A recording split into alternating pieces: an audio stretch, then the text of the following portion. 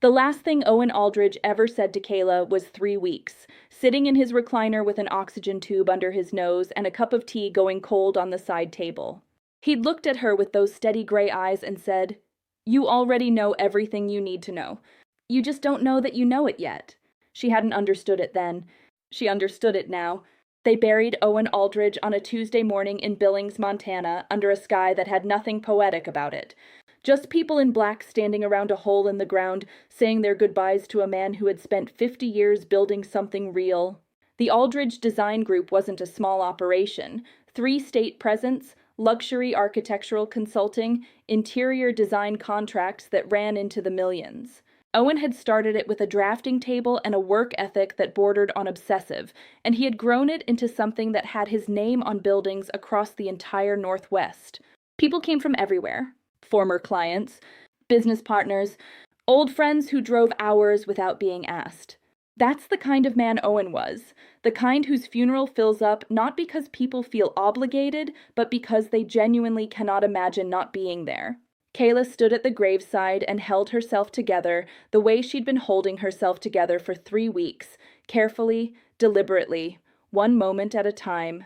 Pamela Voss Aldridge stood 2 feet away in a black dress that probably cost more than Kayla's monthly rent, her hand looped through Dennis's arm, her son Brent standing just behind her, with his shoulders squared like a man already practicing for a role he expected to be handed. The reception back at the house was loud in the way that post-funeral gatherings always get loud, people releasing the tension of the graveside with food and conversation, and the particular kind of laughter that shows up at funerals and doesn't apologize for itself. Kayla moved through it steadily, accepting hugs, saying thank you, listening to stories about her grandfather that she already knew and some she didn't. Owen's old business partner, a man named Carl who'd known him since the 80s, grabbed Kayla's hand with both of his and said, "He talked about you every single time I saw him. Every time. Without fail." He shook his head. "You were his favorite topic." She held that close. Brent, meanwhile, was working the room differently. Kayla watched him from across the space, the way he was introducing himself to Owen's associates, inserting himself into business conversations, laughing a little too readily at things that weren't quite funny. He had Pamela's instinct for positioning. You could see it operating in real time, the social calculation behind every handshake. He hadn't once gone into Owen's study. Kayla had been in there 3 times already. It happened near the kitchen. The reception was thinning out, the casserole dishes half empty, the afternoon light coming flat through the windows. Kayla was standing alone for just a moment, and Pamela materialized beside her the way she always did, close, deliberate, with that particular smile that had never once reached her eyes in the 7 years she'd been married to Dennis. "You doing okay, honey?" Pamela said. "I'm fine." Kayla kept her voice even. "Thank you." Pamela nodded slowly, looking out across the remaining guests with the satisfaction of a woman surveying something she considered already hers. Then she turned back to Kayla and dropped her voice just low enough to feel intimate and just loud enough to make sure Dennis, standing 6 feet away, could hear every word. "You know," Pamela said, "now that this is all settled, I just want you to know there are no hard feelings. From me, anyway." She tilted her head. "Finally, my son is going to inherit the business. The way it should have been from the beginning, honestly. Owen built something incredible, and it deserves someone who can really take it forward." A small pause, perfectly timed. "You were just his little girl, honey. His granddaughter. That's a beautiful thing. But this is a different kind of matter entirely." Kayla looked at her. Not with anger. Not with tears. She just looked at her the way you look at something when you want to make sure you're seeing it clearly and completely. "Okay, Pamela," she said. That was all. She turned and looked at her father. Dennis was standing with his bourbon glass, staring out the window at the backyard. He had heard every syllable. She knew that with absolute certainty. And he was standing completely still, saying absolutely nothing. Not a word. Kayla set her glass down on the kitchen counter and walked outside. She sat on the back porch steps and called Jess, who answered before the second ring finished. "Talk to me," Jess said. "Pamela just informed me that Brent is inheriting the business." Kayla's voice was steady, steadier than she expected. "Said I was just Owen's little girl. Said it like she was doing me a favor by clarifying. In front of your dad? 6 feet away from him." Jess exhaled slow and sharp. "And he said—" "Nothing." Not one word. The line was quiet for a moment. Out in the yard, the last of the autumn grass was brown at the edges, and the mountains beyond the property line sat solid and permanent against the horizon. Kayla looked at them. "Come stay with me tonight," Jess said. "I'm not leaving." "Kayla, I'm not leaving his house. Not tonight." She pulled her jacket around herself. "I just needed to hear your voice for a minute. I'm right here." She sat on those steps until the last car pulled out of the driveway. Then she went back inside, helped clean up without being asked, and went to bed in her old room, the one Pamela had redecorated 2 years into the marriage, replacing everything familiar with something that looked like a hotel. And she stared at the ceiling for a long time. She thought about what Owen had said 3 weeks ago. "You already know everything you need to know." She still didn't fully understand it. She was up before 6. Not because she'd slept well, she hadn't, but because something in her wouldn't let her stay horizontal any longer. She made coffee in Owen's kitchen, standing at the counter in the early quiet, and she was on her second cup when she heard a car pulling up the gravel drive outside. She looked out the window. It was a dark sedan, practical and clean with Missoula plates. Stuart Coldwell was not a man who wasted motion. He was in his mid-60s, silver-haired, with a plain charcoal suit and a leather briefcase that had seen 2 decades of use and wasn't apologizing for it. He introduced himself to Kayla at the door, Owen's attorney, 19 years, and asked if everyone in the household could please gather in the kitchen at their earliest convenience. Something in the way he said it made it clear that earliest convenience meant right now. Pamela came downstairs in her robe with the tight expression of someone who had been expecting this meeting and had already decided how it was going to go. Brent followed, freshly dressed, sitting down at the kitchen table with the forward lean of a man ready to receive something. Dennis came last, standing near the hallway entrance, quiet.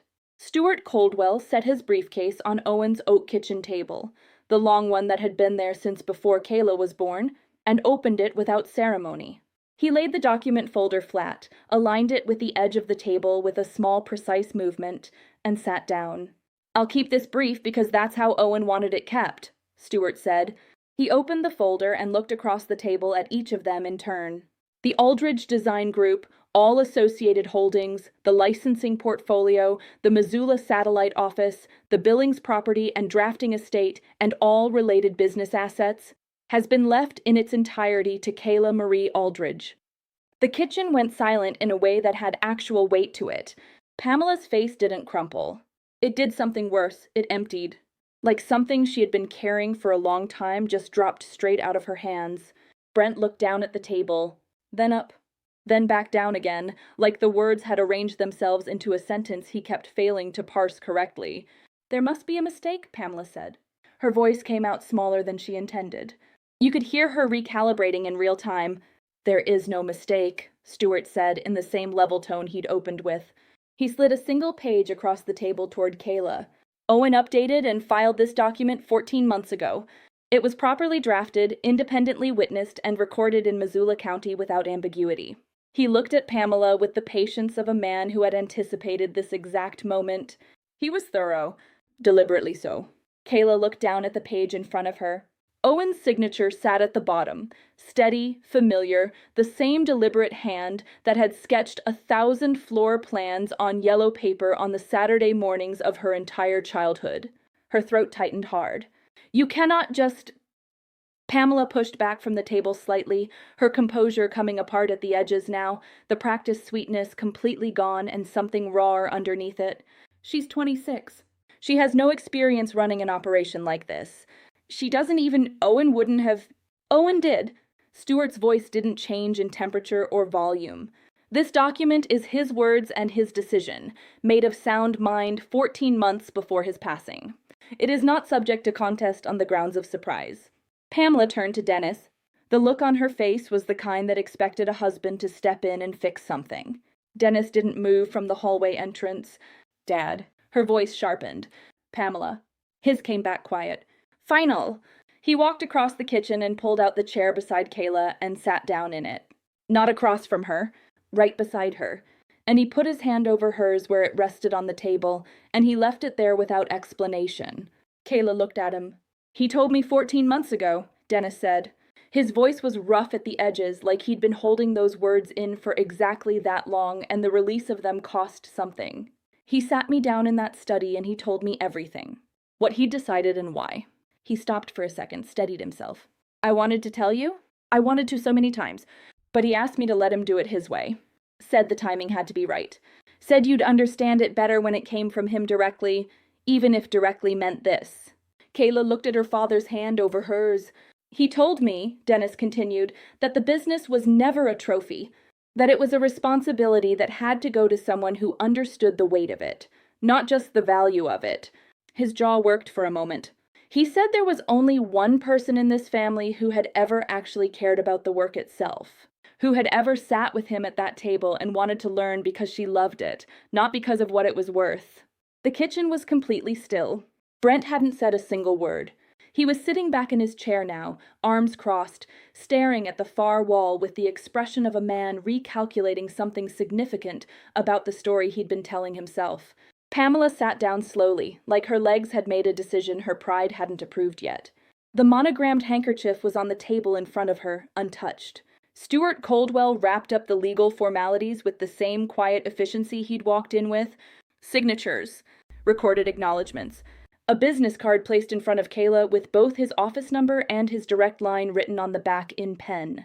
He shook her hand at the door, held it for just a moment longer than a standard handshake, and said, "He was very specific about you.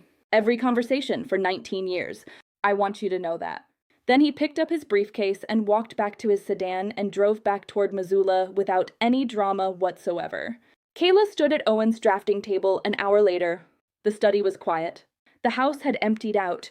Brent had left without saying anything to anyone, just car keys and a closed door. Pamela was somewhere upstairs.